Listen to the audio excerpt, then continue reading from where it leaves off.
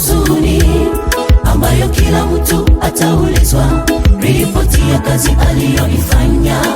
Ni kwako kujiswali, je, siku hiyo utakuwa upande gani? Kuna wengine wataonyeshwa wakiingia kwenye vyumba vya pombe, lakini ndio washiriki kanisani.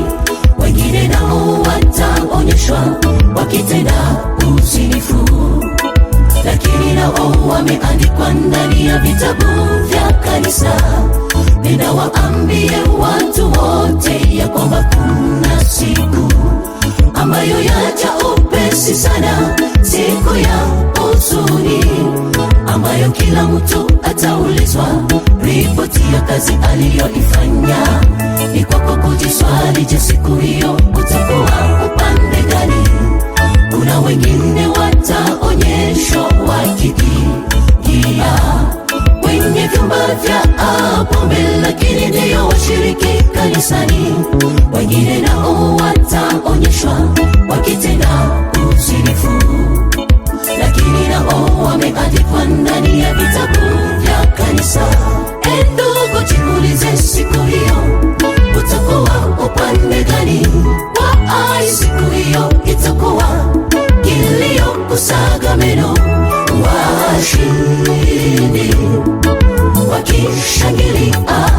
Jitahidi ndugu, usikose kwa raha ile ya milele. Ndugu, jiulize, siku hiyo utakuwa upande gani?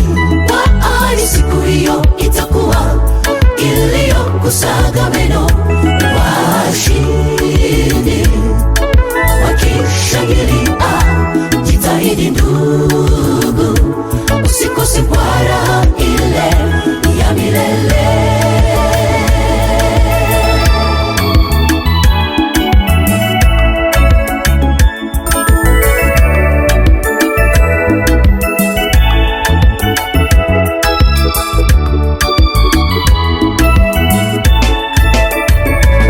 Tutakapofika juu mbinguni, tutayaona mambo ambayo hatujawahi kuiona hapa duniani.